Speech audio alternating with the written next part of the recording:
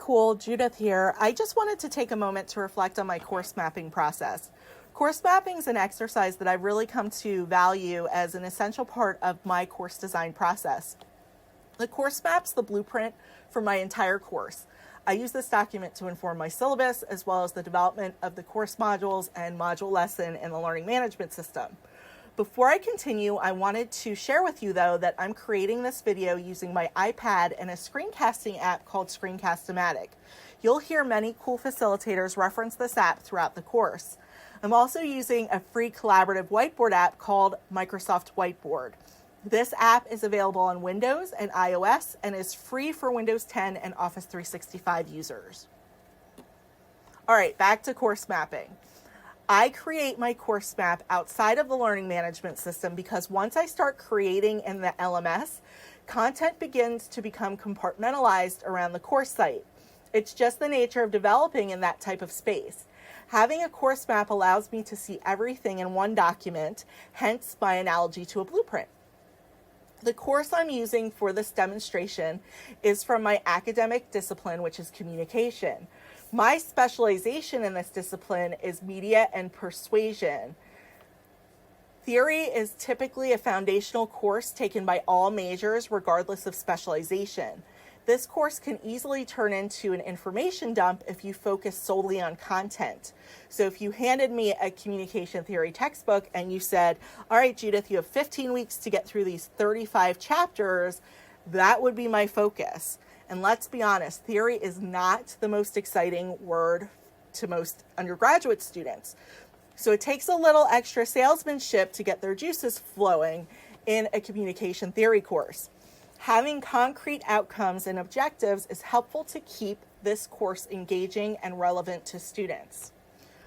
On the screen, I have an outcome I found on a syllabus for a communication theory course I simply found by searching on Google. The outcome seems to capture the primary aim of the course, which is to increase student knowledge of communication theories.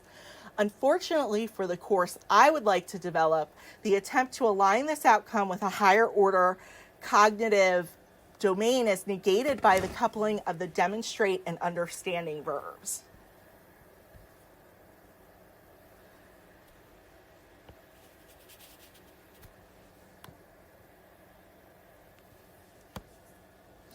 I can't move forward with a constructively aligned course design based on this.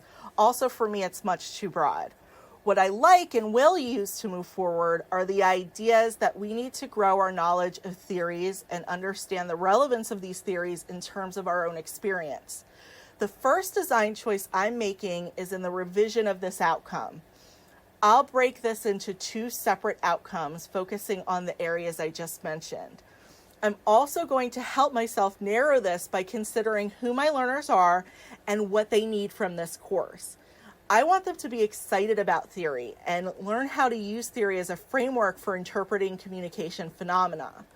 Therefore, I'm making the choice to ground this course in my area of expertise. Rather than making this a content dump of an array of communication theory, I'll emphasize some theories from my specialty area. I can lean on my expertise to make this course exciting. I don't want to limit the scope of their understanding, so I'm also going to make a note somewhere in my map that I need to figure out a way to invite learners to find and share theories from their own specialty areas as we progress through the course. This may not become a summative assessment, but maybe some learning activities that I scaffold in throughout the course that allows them to bring in content from their areas of specialization.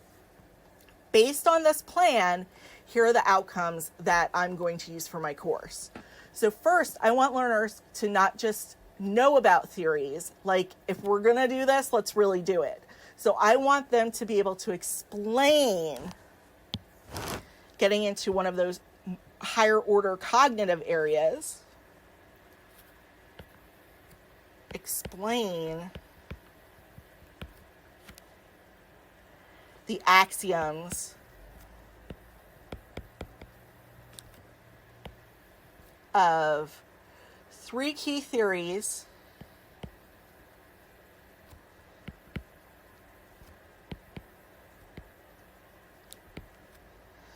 of mass media. Aligning this with my area of expertise, specifically spiral of silence,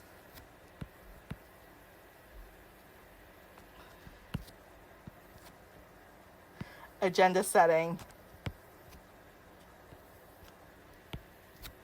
I'm laughing because I'm showing you my terrible handwriting.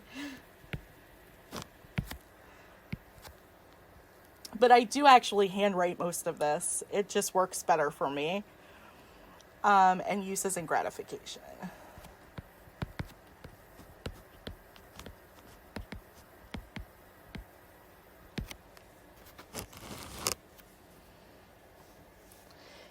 Instantly, when I look at this, I'm pumped.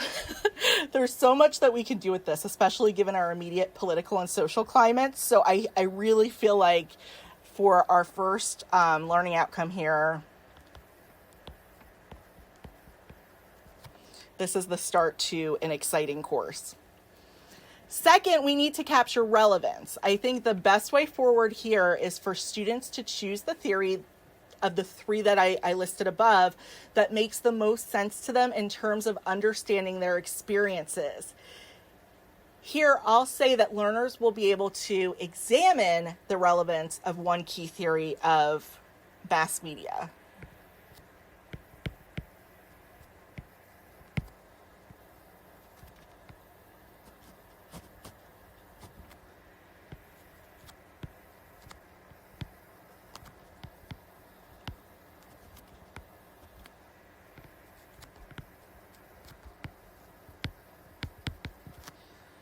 And that's learning outcome 2.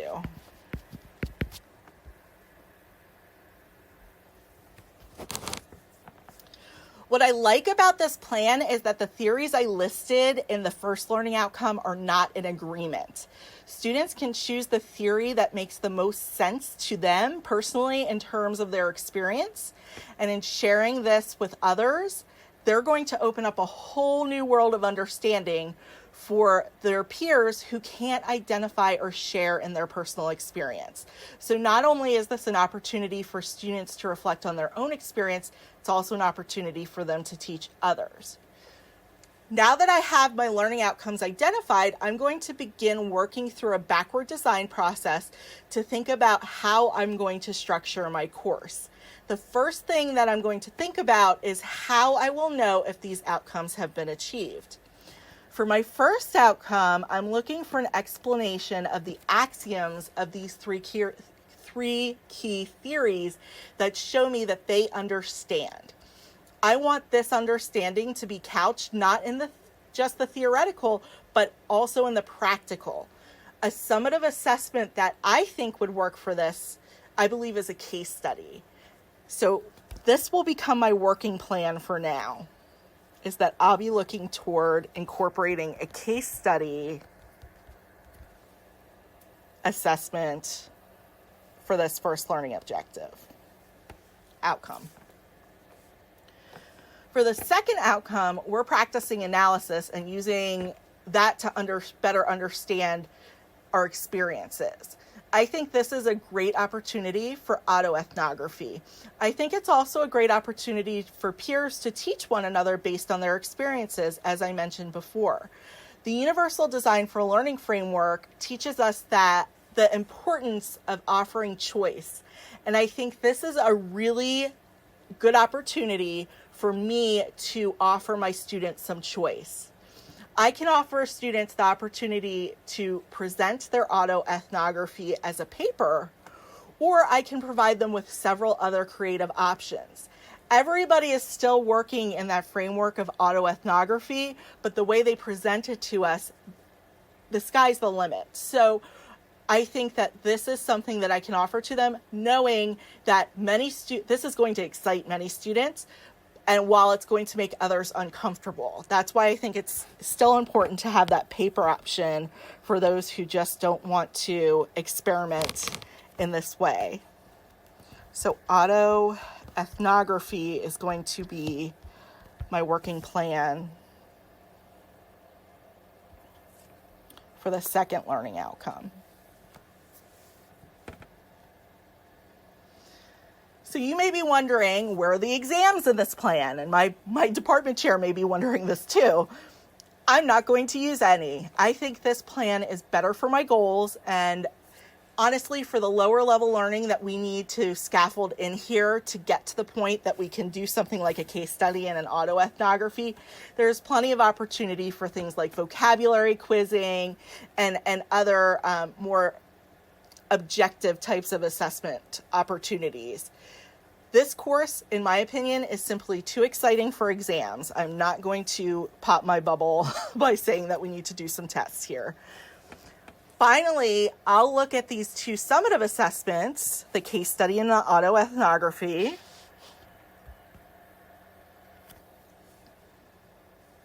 And I'm going to recognize that they need to be spaced out.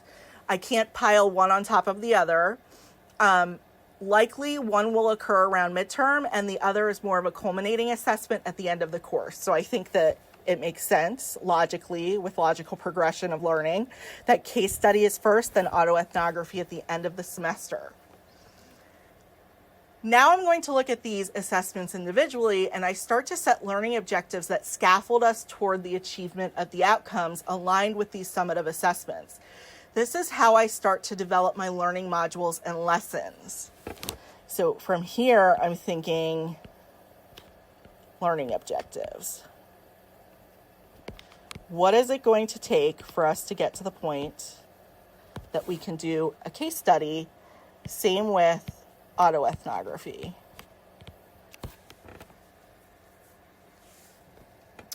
Using an instructional design framework called the Kemp model, I also keep in mind that as we progress through the semester, I not only need to scaffold toward disciplinary learning objectives, I also need to scaffold toward any support a learner would need to be successful meeting my expectations in an online course.